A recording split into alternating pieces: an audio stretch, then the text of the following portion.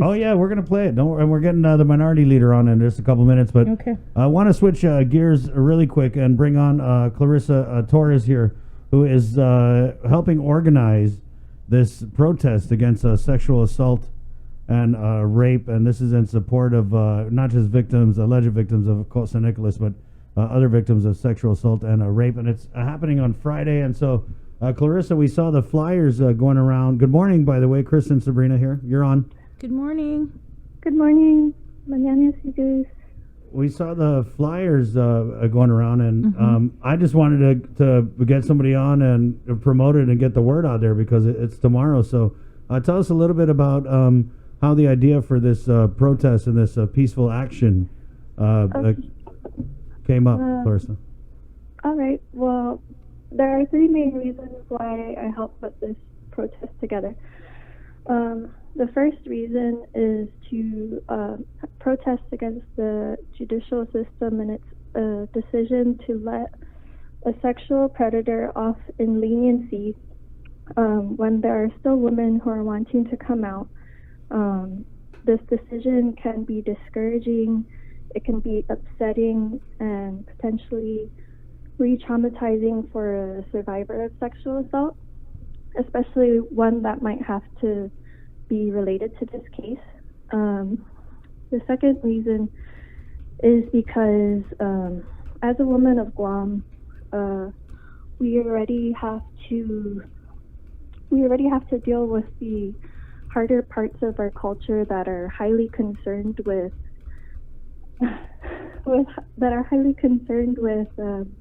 family relations, reputation, and rather than protecting and supporting our survivors of sexual assault and encouraging them to speak up and speak their truths, a lot of us can feel like we shouldn't do it because a family tie might be tainted after that.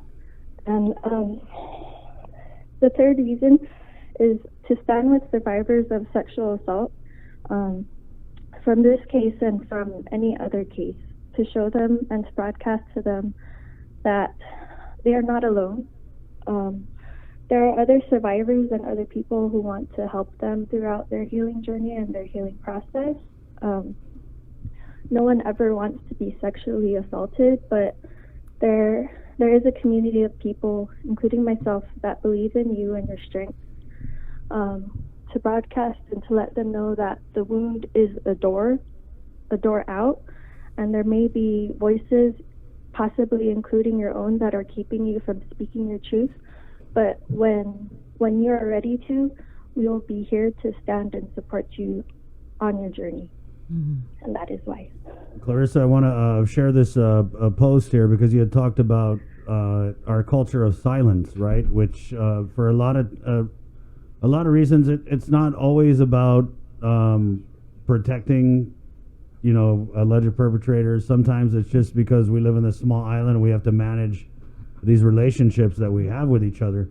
And so that's why we called Zita Pangolina the Hadza Foundation, because as a healer, a traditional healer, we wanted to get her take on this whole thing with St. Nicholas. And so I thought it was very important for healers to come out and say something about this. And there are still some activist groups that haven't said a thing. And I'm really concerned about that and frustrated. So I did want to recognize Untitled Chapter. Did a post. I think they shared some of your flyers, and they posted, "Crimes against women hurt all of us. Our hearts and prayers are with the survivors, their families, and our traditional healing community. We pray for justice and healing for everyone who's affected by these heinous offenses, including the family of the reported perp. St. Nicholas, traditional healing is a significant part of our lives and culture in the Marianas. We do not condone the abuse of this sacred knowledge, and we will work to find ways to better care for each other and protect our community." What did you make of that show of solidarity coming out from Untitled Chapter, because they're normally dealing with military buildup related issues? I definitely appreciate it. I know that in some way or another, we're all connected, to cult, whether it's through healing or whether it's through Safi or, just advice on that stuff. So I definitely appreciate it. And, I appreciate it, and I understand. So. What kind of discussions are you having with people in putting out these flyers and organizing this protest? What's the feedback that you're getting? I'm getting a lot of support, more than I anticipated, to be honest.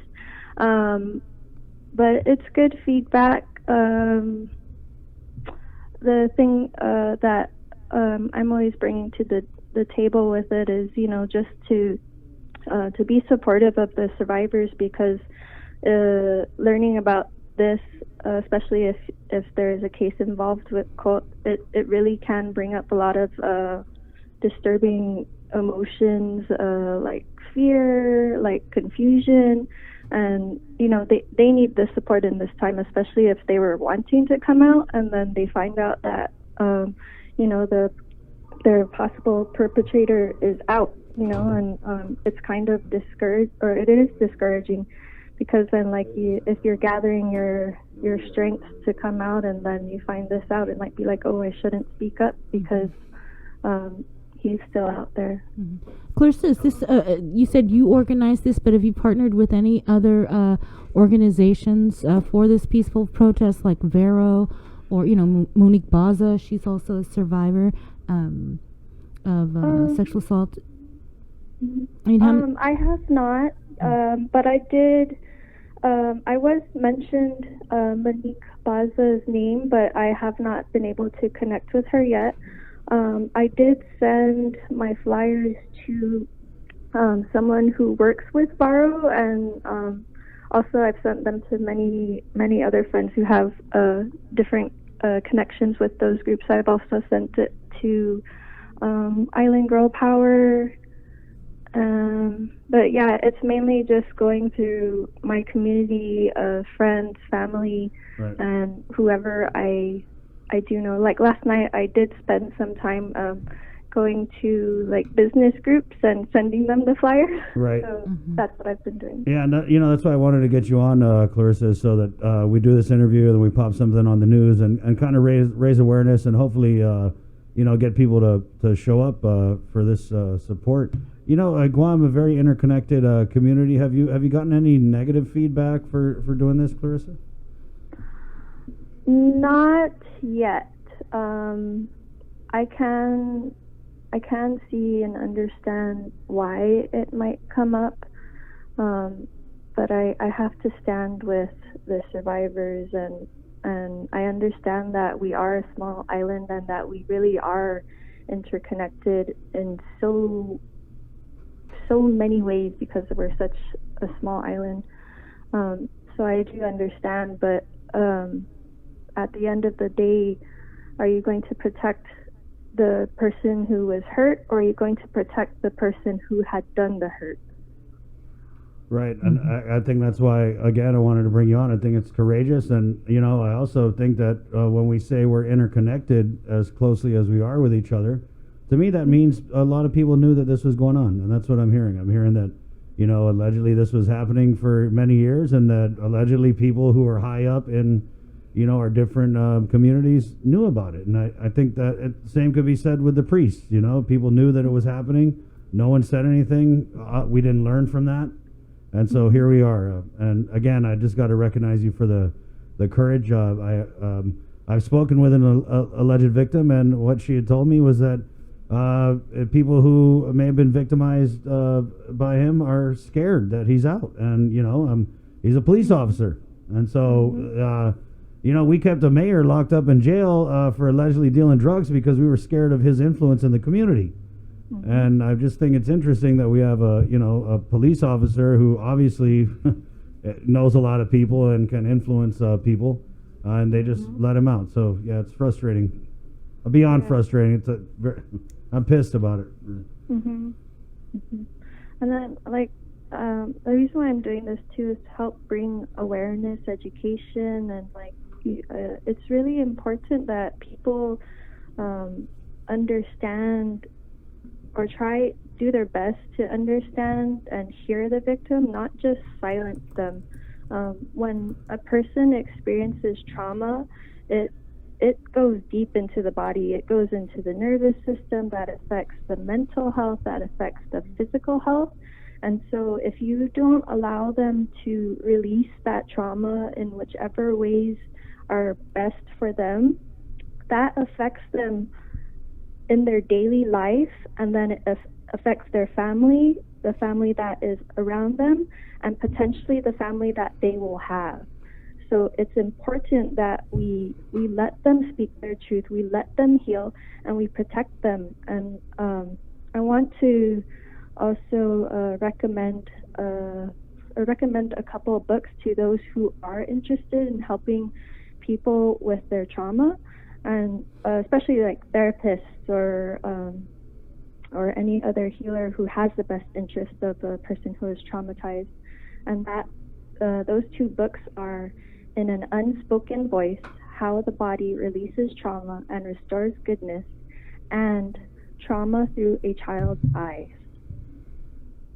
And they're definitely good reads. They've helped me understand how to work through trauma with myself and possibly with others that I may come into contact with. And yeah, this has to be brought to the light. This has to be educated amongst our people so that we can heal our people. Because if we keep letting this happen, then we're going to have so much broken and hurt people, and that's not what our healing or what our people are about. We're about helping and healing each other, right. Taking care of each other. Just for some background, Clarissa, so you are a healer, massage therapist? I am a massage therapist. I want to say that I am a vessel of healing. Healing, it's in whichever ways that it shows up through me. It's a gift given to me. It's not from me directly. Right. So you got good hands, in other words. Thank you. She's in demand because of her hands. Thank you. Clarissa, what would you say to anybody out there who's listening who, may also be an alleged victim of cult? What would your message be to those people out there? Okay, so only you can bring yourself to the door and to the light. I know that it can be hard. I understand that there are a lot of confusing, conflicting emotions, thoughts, maybe words that are coming into your ears, but the only person who can initially get you out is you. And once you are ready and once you feel that you can, then there are so many people, so much community that want to help you. Myself, Varo, Island Girl Power, just to name a couple. You're not alone. There are so many others like you, and we stand with you and we support you in your process. Mm-hmm. This healing community, it's a small community, I would think. And so when these allegations came out against Co, what were people saying? And do you know any of the victims? Did they come to you? I do know a couple, some personally, some not, just through the Vine or something like this. But the people who are connected to the victims are angry. They're upset, of course, because their loved ones, their loved ones are the ones that are suffering along with them, but their loved ones the most. So there is upset that he was let off with leniency, but there is also in order to take care of this in the right way that is best for all people, we have to handle this level-headed. So there is anger, there is upset, but then there is also breathing, calm, and understanding. So I will say that. Okay, Clarissa. Is there anything else that you want to share with our audience gathered here this morning? If you are not able to physically go to the protest, then we do have a third flyer out that encourages you to have a sign that says either enough, silence is violence, Guam, or I stand with survivors of sexual assault, and tag us with hashtag enough or hashtag silence is Guam. And I also want to say we need to change the title of victims to survivors. We were victims when this had happened, but we are survivors after, and we can be strong. That's it. All right. Thank you, Clarissa. Thank you, too. Thank you. Guys have a great day. You too. God bless you, and definitely recognize and appreciate your courage in standing with survivors. Thank you. Okay. Wash your hands. I will. Okay. Bye.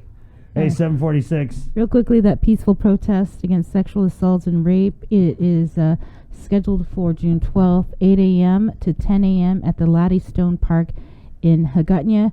As you heard from Clarissa, it's to support the survivors sexually assaulted by Franco J. Nicholas and all other survivors of sexual assault. You're encouraged to wear your masks, bring your signs, say a prayer, stand in solidarity with survivors of sexual assault.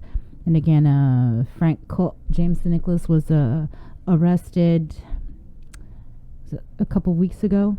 And again, these are his case is still pending in the Superior Court, so these are our allegations. Right. Okay. We're going to take a break. We got Minority Leader Senator Tello Taidagui. Always good to get her perspective, as she was kind of in the middle of the Pacific Extreme Guam Congress Hall that action that went down yesterday. So excited to get her on. We'll take a break and come back with more of the KUAM News.